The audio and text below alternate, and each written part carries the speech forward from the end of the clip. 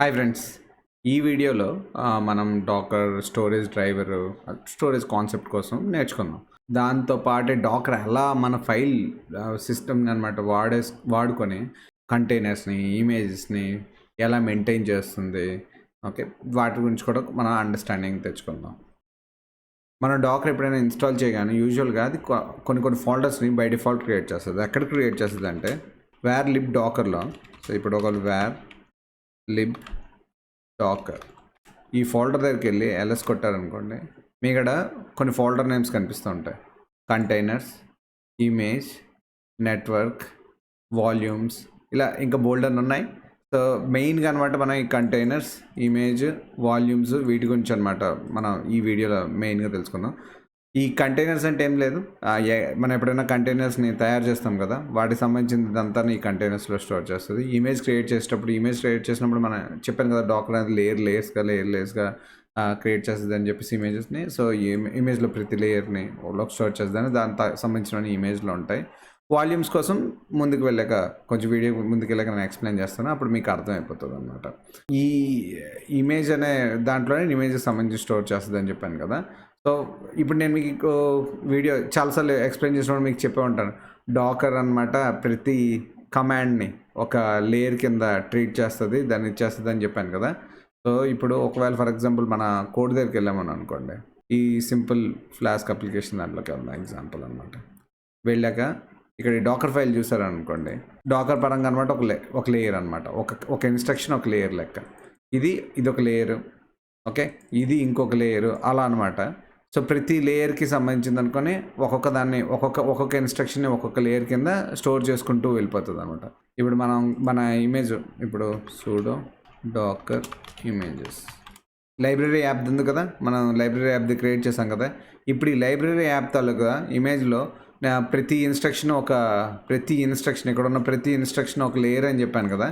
Example ఇప్పుడు దీని తాలూకా history చూసామని అనుకోండి, sudo docker history of library app 1.0 కొట్టామనుకోండి, ఇక్కడ మీకు కనిపిస్తుందా, ఓ పెద్ద లిస్ట్ వస్తుంది అనమాట. దీని తాలూకా హిస్టరీ అంతటి తాలూకా లిస్ట్ వస్తుంది. ఇప్పుడు చూస్తే ఈ పైన ఉన్నమన్నమాట, ఇప్పుడు నేను డౌన్ చేస్తా, మీకు ఇక్కడ కనిపిస్తుంది. ఇప్పుడు చూసారా cmd/bin/sh అని ఉంది చూసారా, ఇది ఈ ఫ్లాస్క్ అనమాట, ఎఫ్ఎల్ఏ అని కనిపిస్తుంది చూసారా, ఇది ఫ్లాష్ తలుపుతుంది. దీంట్లో ఏం లేదు కాబట్టి అందుకే ఇది 0 bytes అని అంటుంది. దాని తర్వాత అనమాట, దాని ముందు ఇది చూస్తే ఇక్కడ కనిపిస్తుందో కాపీ అనమాట. ఇక్కడ మనం కాపీ యాప్ కరెంట్ ఫోల్డర్ని యాప్లోకి పెడుతున్నామా లేదా, అదనమాట 2.95 మన కోడ్ బేస్ అనమాట, 2.95 KB ఉందన్నమాట. తర్వాత చూసారా పిప్ ఇన్స్టాల్ -r requirements.txt ఇది చూసారు కదా, దాని requirements.txtలో ఉన్నవన్నీ ఇన్స్టాల్ చేసింది, అది యాక్చువల్గా 26.4 MB అనమాట. ఆ తర్వాత ఈ కాపీ ఫైల్, ఇది రిక్వైర్మెంట్స్ ఫైల్ మనం కాపీ చేసామా లేదా, అది కేవలం 33 bytes అనమాట. సో ఇలా ప్రతిదీ. తర్వాత ఏంటి, వర్కింగ్ డైరెక్టరీ దీంట్లో ఏం లేదు, ఇది ఇలా ఉంది. సో వీటన్నిటికనమాట ఏమి ఉండదు. బట్ ఈ పైథాన్ 3.10 ఉంది కదా, అది క్రియేట్ చేసినప్పుడు కూడా అది కూడా ఒక ఇమేజే కదా, దాన్ని క్రియేట్ చేసినప్పుడు కూడా బోల్డెన్ ఇన్స్ట్రక్షన్స్ ఫాలో అయ్యి ఉంటారు కదా, వాటికి సంబంధించింది అనమాట ఈ హిస్టరీ అంతా. ఈ హిస్టరీలో అనమాట మొత్తం మొదటి నుంచి మొత్తం డీటెయిల్స్ అన్నీ ఉంటాయి అనమాట. ఇక్కడ చూసారా, ఇదనమాట ఏపీటీ గెట్ అప్డేటు ఉబుంటుది అయి ఉంటుంది, అందుకే వాటి తాలూకా పాత్ సెట్ చేయడం, ప్రతి దానికి సంబంధించిన డీటెయిల్స్ అన్నీ ఇక్కడ మీకు కనిపిస్తాయి అనమాట. ఫైనల్గా దీని మీద మనం తయారు చేసింది ఉందన్నమాట. సో మనం చేసే ప్రతి కమాండ్ అనమాట ఒక లేయర్ లాగా. అందువల్ల ఆ లేయర్ ఉండడం వల్ల ఏంటి, లెట్స్ నేను ఇంకో ఇమేజ్ అయినా బిల్డ్ చేయాలి అని అనుకుంటే హ్యాపీగా దీని నుంచి తీసుకొచ్చి దాంట్లోకి పడేస్తుంది అనమాట. దీని క్యాష్ నుంచి పిక్ చేసుకొని అక్కడికి వేసేస్తుందా లేదా, సేమ్ అనమాట. ఈ లేయర్ది పెట్టడం వల్లే దాని అడ్వాంటేజ్ అనమాట. ఒక ఇంపార్టెంట్ పాయింట్ ఏంటంటే, ఈ ప్రతి లేయర్ ఉంది చూసావా, ఇవి అనమాట రీడ్ ఓన్లీ, వీటిని చేంజ్ చేయడానికి ఎటువంటి పర్మిషన్ ఇవ్వదు. మన కంటైనర్ క్రియేట్ చేసి ఏదైనా పని చేసినప్పుడు లాగ్ ఫైల్ కానీ ఇంకేదైనా క్రియేట్ అవుతాయి కదా, వాటి పరిస్థితి అంటే అది కంటైనర్ తాలూకు లేయర్లో పనిచేస్తుంది. సో లెట్ మీ ఎక్స్ప్లెయిన్, ఒక చిన్న డయాగ్రామ్లా గీసి ఎక్స్ప్లెయిన్ చేయడానికి ట్రై చేస్తాను. మనం ఒక ఇమేజ్ని క్రియేట్ చేస్తాం. మన ఇమేజ్ని క్రియేట్ చేసినప్పుడు ఏమవుతుంది, ప్రతి ఇన్స్ట్రక్షన్ ఒక లేయర్ అని చెప్పాను కదా. So let's say for example ఇది ఇమేజ్ అని అనుకుందాం. ఈ ఇమేజ్లో అనమాట ఈ ఫ్లాస్క్ కమాండ్ది ఉంటుంది కదా, ఫ్లాస్క్ కమాండ్ ఎగ్జాంపుల్ మన లైబ్రరీది యాప్ది అనమాట. ఫ్లాస్క్ కమాండ్ ఒక లేయర్ లెక్క, రైట్. ఆ తర్వాత మన కోడ్ కాపీ ఉంది కదా, కోడ్ కాపీ ఒక లేయర్. నెక్స్ట్ తర్వాత మన డిపెండెన్సీ ఫైల్స్ అన్నీ ఇన్స్టాల్ చేసాం కదా, డిపెండెన్సీ ప్యాకేజెస్ ఒక లేయర్ అనమాట. డిపెండెన్సీ ప్యాకేజెస్ ఒక లేయర్. ఆ తర్వాత ఈ మన రిక్వైర్మెంట్స్ టీఎక్స్టీ పట్టుకొస్తాం కదా, అదొక లేయర్ అనమాట. రిక్వైర్మెంట్స్ టీఎక్స్టీ పట్టుకొచ్చాం కదా, అదొక లేయర్. పైథాన్ తలకు బేస్ ఇమేజ్ తెచ్చాం కదా, పైథాన్ 3.10 పట్టుకొచ్చామా లేదా, 3.10 అదొక లేయర్. సో ఇదొక లేయర్, ఇలా ఒక్కొక్క లేయర్ అనమాట. ఫస్ట్ బేస్ ఇమేజ్ వచ్చింది, తర్వాత రిక్వైర్మెంట్స్ కాపీ చేసాం, అదొక లేయర్ అయింది. తర్వాత డిపెండెన్సీ ప్యాకేజ్ని ఇన్స్టాల్ చేసింది, తర్వాత కోడ్ కాపీ జరిగింది ఫ్లాస్క్. ఇవన్నీ రీడ్ ఓన్లీ అనమాట. ఇది ఎప్పుడు మనం డాకర్ బిల్డ్ చేస్తాం కదా, అప్పుడు క్రియేట్ అవుతాయి అనమాట. డాకర్ బిల్డ్ చేసినప్పుడు ఇవి క్రియేట్ అవుతాయి అనమాట. ఇవి క్రియేట్ అయ్యాయి. ఇప్పుడు డాకర్ బిల్డ్ చేశాక ఇప్పుడు అనమాట మన కంటైనర్ ఎప్పుడైనా క్రియేట్ చేయాలి. మనం డాకర్ రన్ చేస్తామా లేదా, డాకర్ రన్ చేసినప్పుడు అనమాట ఏం చేస్తుంది అంటే డాకర్ కంటైనర్ కోసం ఒక లేయర్ని తయారు చేస్తుంది అనమాట. డాకర్ కంటైనర్కి సంబంధించినవన్నీ ఇక్కడ అనమాట. ఇదంతా రీడ్ ఓన్లీ అనమాట. ఇది రీడ్ ఓన్లీ లేయర్ అనమాట. ఇది రీడ్ అండ్ రైట్ అనమాట. రీడ్ రైట్ లేయర్ ఇదనమాట ఫైనల్గా అనమాట. కంటైనర్ తాలూకు లేయర్ ఇక్కడే ఏమైనా మనం ఇది క్రియేట్ చేస్తామా, లాగ్ ఫైల్స్ అనుకోండి, లాగ్ ఫైల్స్ ఏమైనా సరే మన అప్లికేషన్ వల్ల అనమాట తయారయ్యే డీబీ కోసం కానీ, అప్పుడు చూసారు కదా SQL లైట్ అదంతా క్రియేట్ చేశాను కదా, దానికి సంబంధించినవి కానీ అవన్నీ అనమాట ఇక్కడే తయారవుతాయి అనమాట. సరే, నా రైటింగ్ కొంచెం బాగాలేదు. సో ఈ కంటైనర్ లేయర్లు అనమాట ఆ టెంపరీ ఫైల్స్ కానీ, SQL లైట్ కానీ, ఫైల్ కానీ అలాంటివన్నీ అనమాట ఇందులోనే తయారవుతూ ఉంటాయి అనమాట. సో అందువల్ల ఏంటి, ఎప్పుడైనా సరే మీరు కొత్త కంటైనర్ని ఇచ్చేయాలన్నా క్రియేట్ చేయాలన్నా ఏంటి సింపుల్ అనమాట. కొత్త కంటైనర్ని మీరు తయారు చేయాలంటే ఏం చేస్తుంది, ఇదే ఇమేజ్ తాలూకా ఆ లేయర్స్ని వాడుతుంది, తయారు చేస్తే ఇంకో కొత్తది వచ్చేస్తుంది అనమాట. ఇప్పుడు ఈ కంటైనర్లో ఏవైతే తయారవుతాయో చూసారా, ఈ కంటైనర్ ఎప్పుడు దాకా అయితే రన్ అవుతుందో అప్పుడు దాకే. కంటైనర్ని ఎప్పుడైతే మీరు వదిలేశారో పోయినట్టే. కంటైనర్ని పర్జ్ చేసేసినా, కంటైనర్ రిమూవ్ చేసేసినా, లేకపోతే నెక్స్ట్ కంటైనర్ ఇచ్చేసుకున్నా సరే దానికి సంబంధం లేదనమాట. కానీ మిగతా పార్ట్ అంతటిని అనమాట మాత్రం ప్రతి కంటైనర్, ఈ ఇమేజ్ని ఎవరెవరైతే వాడతారో ఆ ప్రతి కంటైనర్ అనమాట ఈ లేయర్స్ అన్నింటినీ, ఈ డాకర్ ఇమేజ్ అంతటిని వాడుకుంటుంది. దీనివల్ల ఏంటంటే ఒకటి సెక్యూరిటీ అడ్వాంటేజ్, మీ దగ్గర ఉన్న డేటా అనమాట ఎవరు ట్యాంపర్ చేస్తుంది, ఇమేజ్లో ఉన్న డేటాని ఎవరు ట్యాంపర్ చేసేసి ఏదో తేడాగా వచ్చేస్తుంది, అలాంటి ప్రాబ్లమ్స్ ఏమీ ఉండవు అనమాట. ఇంకొకటి చాలా ఫాస్ట్గా ఎఫిషియెంట్గా అనమాట మీరు చేసేయచ్చు.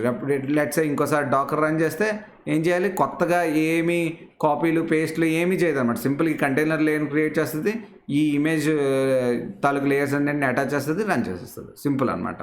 ఓకే అశోక్, ఇదంతా బాగానే ఉంది. లెట్సే నేను అనమాట ఈ డాకర్ కంటైనర్లో ఉన్న ఫైల్స్ని అనమాట లెట్సే ఎగ్జాంపుల్ app.pyలో నేను ఏదో చేంజ్ చేయాలి అని అనుకుంటున్నాను.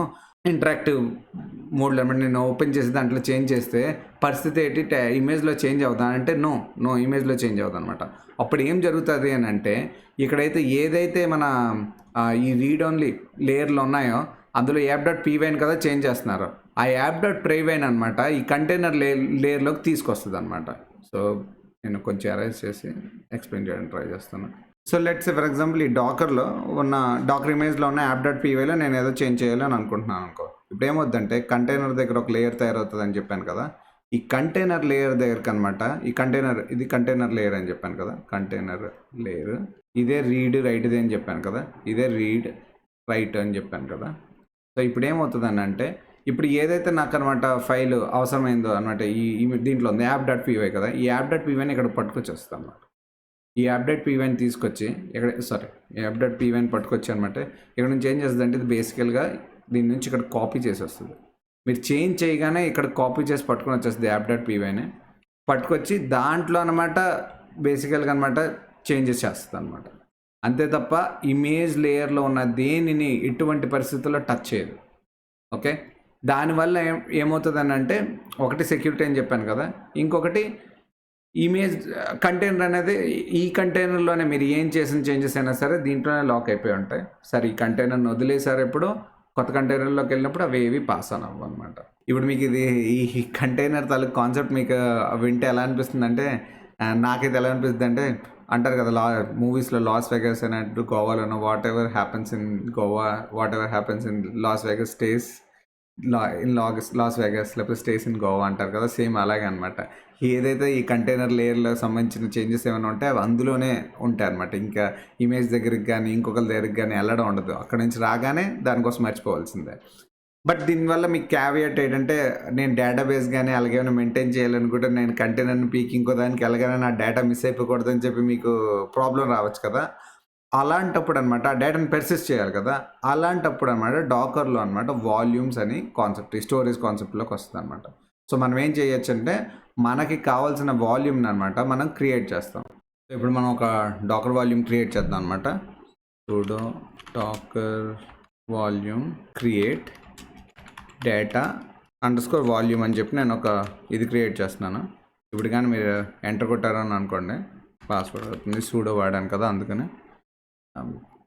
డేటా వాల్యూమ్ అనేది క్రియేట్ అయిపోయింది. క్రియేట్ అయిందా లేదో చూడాలి అని అనుకుంటే సూడో డాకర్ వాల్యూమ్ ఎల్ఎస్ అని కొట్టారనుకోండి, ఇక్కడ లిస్ట్ వస్తుంది అనమాట. ఇవన్నీ డిఫరెంట్ మనం ఇప్పుడు డేటా అండర్స్కోర్ వాల్యూమ్ అని ఒకటి క్రియేట్ చేసాం కదా లోకల్లోన, అది చూపిస్తుంది అనమాట. అదేవిధంగా ఈ డేటా అండర్స్కోర్ వాల్యూమ్ అనేది ఉంది చూసారా, ఇదన్నమాట /var/lib డాకర్లో క్రియేట్ అయిపోయి ఉంటుంది కూడా వాల్యూమ్స్ ఫోల్డర్లో అనమాట. ఎగ్జాంపుల్కి నేను మీకు ఇది చూపిస్తున్నాను. -i కొట్టేద్దాం, దానికి అందరికి పర్మిషన్ ఉండదు కదా, అందుకు cd/var/lib డాకర్. దీంట్లోకి వెళ్తే ఫోల్డర్స్ ఉన్నాయి కదా, ఇప్పుడు మనం వాల్యూమ్స్లోకి వెళ్దాం. ls కొట్టారనుకోండి, కనిపిస్తుందా డేటా అండర్స్కోర్ వాల్యూమ్ అని చెప్పి అనుకునే ఒక ఫోల్డర్ కూడా క్రియేట్ అయింది. ఓకే, అదేవిధంగా వాల్యూమ్స్ ls అని కొట్టినప్పుడు ఇక్కడ పెద్ద ఇవ్వచ్చే లేదా, వాటికి సంబంధించిన కూడా క్రియేట్ అవుతుందా లేదా. సో ఇక్కడ నుంచి అనమాట మనం ఏదైనా అంటే ఈ వాల్యూమ్ కానీ అనమాట మనకు కావాల్సిన దాంట్లో అటాచ్ చేసేసాము అని అనుకోండి, ఏం క్రియేట్ అయినా అందులోనే క్రియేట్ అవుతుంది. దానివల్ల ఏంటంటే కంటైనర్కి వాటితోటి సంబంధం లేదు కాబట్టి కంటైనర్ని మార్చినా ఏం చేసినా ప్రాబ్లం లేదనమాట. యూజువల్గా డేటాబేస్ని వాడేటప్పుడు ఎక్కువగా అనమాట ఈ వాల్యూమ్స్ కాన్సెప్ట్ వాడతారు అనమాట. MySQL అనమాట సిచ్యువేషన్లో వాడాలి అని అనుకుంటున్నాను అనమాట. MySQL యూజువల్గా అనమాట ఎక్కడ డేటాని మెయింటైన్ చేస్తుంది, లినక్స్ పరంగా /var/lib/mysql మెయింటైన్ చేస్తుంది. నేను అనమాట ఈ డేటా అండర్స్కోర్ వాల్యూమ్ని కానీ అక్కడ దానికి కానీ మౌంట్ కానీ అటాచ్ కానీ ఇస్తే ఇక్కడ నుంచి ఏం స్టోర్ అయినా సరే అక్కడే స్టోర్ అవుతాయి. ఫర్ ఎగ్జాంపుల్ ఇక్కడ నేను sudo docker run -v -v అనుకోండి, డేటా అండర్స్కోర్ వాల్యూమ్ కోలన్, ఇది అనమాట. ఇది మనకు సంబంధించింది, మన వాల్యూమ్ తాలూకా నేమ్ అనమాట. సో దీన్ని ఏం చేస్తామంటే కంటైనర్లో, అదే ఇమేజ్ కంటైనర్లో ఉన్న దానికి అనమాట దీన్ని అటాచ్ చేస్తామండి. /var/lib/mysql దీనికి అనమాట దీంతో అటాచ్ చేసారా బాబు అని చెప్తున్నాం అనమాట. ఇప్పుడు మన ఇమేజ్ నేమ్ డాకర్ తాలూకు ఇమేజ్ నేమ్ ఇస్తుంటారు MySQL. ఇది కానీ ఇప్పుడు నేను ఎంటర్ కొట్టాను అనుకోండి, ఫస్ట్ ఏం చేస్తుంది MySQL తాలూకు ఇమేజ్ అనమాట డౌన్లోడ్ చేస్తుంది. లోకల్లో లేదు కదా, దాన్ని పట్టుకుని వస్తుంది. డౌన్లోడ్ అయిపోయింది. నేను ఈ MySQL రన్ చేసేటప్పుడు అనమాట వీటిని నేను మెన్షన్ చేయడం ఇచ్చేయలేదనమాట, వీటిని మనం మెన్షన్ చేయాలి. ఈ ఎన్విరాన్మెంట్ వేరియబుల్ వాడలేదు, సో నేను ఒక ఎన్విరాన్మెంట్ వేరియబుల్ కూడా సెట్ చేస్తాను. -e MySQL route password =root అని పెడదాం, ఎంటర్. సో ఆల్రెడీ డౌన్లోడ్ అయిపోయింది కాబట్టి స్టార్ట్ కూడా అయిపోయింది అనమాట. స్టార్ట్ అయిపోయింది. బట్ ఇక నుంచి ఏదైనా సరే ఈ MySQLకి సంబంధించి ఏం జరిగినా సరే అనమాట అది అనమాట కేవలం ఈ దీంట్లోనే ఉంటుంది అనమాట, డేటా అండర్స్కోర్ వాల్యూమ్లోనే ఉంటుంది అనమాట. దీనివల్ల ఏంటంటే నేను కంటైనర్ని మార్చినా ఏం జరిగినా సరే డేటా లూజ్ అయిపోయే పరిస్థితి లేదు. నెక్స్ట్ టైం మళ్ళీ రన్ చేసినప్పుడు కొత్త కంటైనర్ క్రియేట్ అవుతుంది. బట్ డేటా అనమాట మాత్రం ఈ డేటా వాల్యూమ్ ఉంది కాబట్టి డేటా అంతా సేఫ్గా మన దగ్గర ఉన్నట్టు అనమాట. సో ఈ బేసికల్ ఇక్కడ ఏం చేస్తుంది, ఏదైతే కంటైనర్ తయారవుతుందో ఆ కంటైనర్లో అనమాట /var/lib/mysqlకి అనమాట ఈ /var/lib/mysql ఉంది కదా, దానికి అనమాట ఈ డేటా అండర్స్కోర్ వాల్యూమ్ని అటాచ్ చేస్తుంది. ఎందుకు MySQLలో ఏదైనా సరే మనం కొత్తది ఏదైనా వచ్చిన రైట్ చేస్తాం. రైట్ చేస్తే అది ఎక్కడ జరుగుతుంది, కంటైనర్లో జరుగుతుంది. మన ఆ కంటైనర్లో ఈ ఫోల్డర్లో అనమాట ఏం జరిగినా సరే దీనికి చెయ్యి అని చెప్పి అనుకొని మనం చేస్తున్నట్టు. ఓకే అశోక్, అలాగా డాకర్లో వాల్యూమ్ క్రియేట్ చేసేసా బాగానే ఉంది. అలా కాదు, నేను డాకర్లో వాల్యూమ్ క్రియేట్ చేయకుండా నా ఫోల్డర్ అనమాట ఆల్రెడీ నేను MySQL నేను లోకల్లో ఇంతకుముందు రన్ చేశాను, నేను దాన్నే వాడాలి అని అనుకుంటే ఎలా అది అని అంటే లెట్స్ సే దాన్ని మీరు /data/mysql ఫోల్డర్లో ఉంది అని అనుకోండి. ఈ డేటా వాల్యూమ్ ప్లేస్లో అనమాట ఏం చేయాలంటే సింపుల్ /data/mysql అని పెడితే డాకర్ స్మార్ట్ అనమాట అలాగే తీసుకుంటుంది. ఎగ్జాంపుల్ అనమాట ఆ కమాండ్ నేను మీకు ఎగ్జాంపుల్ కోసం చూపిస్తాను. దీన్ని ఆపేద్దాం. ప్రజెంట్ ఇది రన్ అవుతుంది. కంట్రోల్-C కొడితే అవ్వదు కదా, అవ్వలేదు కదా ఇక్కడ. సో నేనేం చేస్తున్నా అంటే స్టాప్ 151 ఎంటర్ ఆఫ్ చేసేస్తుంది, అయిపోయిందనమాట. అలా కాకుండా చెప్పాను కదా, ఒకవేళ కానీ మన దగ్గర ఉన్న ఫోల్డర్లో ఉన్నది ఏమైనా దీనికి ఇవ్వాలి అని అనుకుంటే ఎలా అంటే data_volume పీకేసి ఇక్కడ సింపుల్గా మన ఫోల్డర్ ఏదైతే ఉందో, లెట్స్ ఎగ్జాంపుల్ అనమాట data/mysql అనే మన లోకల్ ఫోల్డర్లో ఉన్నది ఆ డేటా అని అంటే ఆ ఫోల్డర్ నేమ్ అనమాట. ఆ ఫోల్డర్ తాలూకు ఫుల్ పాత్ ఇచ్చి ఇక్కడికి ఇది అటాచ్ చేస్తే సరిపోద్ది అనమాట. సో మీరు సపరేట్గా మళ్ళీ ఇంకేదో చేయాల్సిన అవసరం లేదు. హ్యాపీగా ఇది ఆ విషయాన్ని అనమాట మేనేజ్ చేసుకుంటారు. ఐ హోప్ వాల్యూమ్స్ ఈ స్టోరేజ్ తాలూకు కాన్సెప్ట్ మీకు అర్థమైంది అనుకుంటున్నాను. సో బేసికల్గా అనమాట. అంతేకాకుండా ఏంటంటే డాకర్ డిఫరెంట్ స్టోరేజ్ డైవర్స్ని వాడుతుంది అనమాట. మల్టిపుల్ ఉన్నాయి. AUFS అని, ZFS అని, BTRFS అని, డివైస్ మ్యాపర్ అని, ఓవర్లే 2 అని చెప్పేసి అలాగా. సో మీదేం వాడుతుందని తెలుసుకోవాలన్నా సరే మీరు అనమాట ఇంతకుముందు /var/lib/dockerలో ls అని కొట్టామా లేదా, మనం ఏదైతే వాడుతున్నాం ఇక్కడ ఏదైతే వాడుతుందో దాని తాలూకు ఫోల్డర్ కూడా ఉంటుంది. మేబీ ఐ థింక్ ఇక్కడ ఓవర్లే 2 వాడుతున్నట్టుంది స్టోరేజ్ డ్రైవర్, అందుకే ఓవర్లే 2 ఫోల్డర్ ఉందన్నమాట, మిగతావి లేవన్నమాట. సో దాని గురించి మీరు వరీ అవ్వాల్సిన అవసరం లేదు. ఓఎస్ ప్రకారం అనమాట డాకర్ స్మార్ట్ తెలుసుకుంటుంది ఈ డ్రైవర్ ఇక్కడ బెస్ట్ అని చెప్పేసి దాన్ని యూజ్ చేసుకుంటుంది అనమాట. ఐ హోప్ మీకు అర్థమైందని అనుకుంటున్నాను. సో ఏవైతే మెయిన్ కాన్సెప్ట్స్ మీకు కావాలో అవన్నీ మీరైతే క్లారిటీ వచ్చేసినట్టు. ఇప్పుడు ఏమంటే మనం ఏం చేద్దామంటే multiple docker images, let's database కోసం ఒకటి, మన కోడ్ కోసం ఒకటి పెట్టి వాటిని మనం అనమాట రన్ చేసి ఒక రియల్ అప్లికేషన్ అనమాట రన్ చేసి చూద్దాం నెక్స్ట్ వీడియోలో. సో ఇప్పటిదాకా మీరు నేర్చుకున్న కాన్సెప్ట్స్ అన్నీ అక్కడ మీకు అర్థమవుతుంది. ఓకే ఇది అనమాట ఇలా రిలేట్ అవుతుంది, ఇది ఇలా రిలేట్ అవుతుందని you can get a better understanding. Next వీడియోలో దానికోసం మనం నేర్చుకుందాం. ఐ హోప్ మీకు ఈ వీడియో హెల్ప్ఫుల్ అయిందని అనుకుంటున్నాను. డాకర్ వాల్యూమ్స్ తాలూకా డాకర్ స్టోరేజ్ తాలూకా కాన్సెప్ట్ కోసం అర్థమైందని అనుకుంటున్నాను. ఒకవేళ మీకు ఈ వీడియో నచ్చినట్టయితే లైక్ బటన్ ప్రెస్ చేయడం మర్చిపోవద్దు. ఈ వీడియో మీ ఫ్రెండ్స్ ఎవరికైనా ఉపయోగపడుతుంది అని అంటే షేర్ చేయడం మర్చిపోవద్దు. ఇలాంటి వీడియోస్ నేను పెట్టగానే మీకు తెలియాలి అని అనుకుంటే సబ్స్క్రైబ్ చేయడం మర్చిపోవద్దు. Peace, happy coding.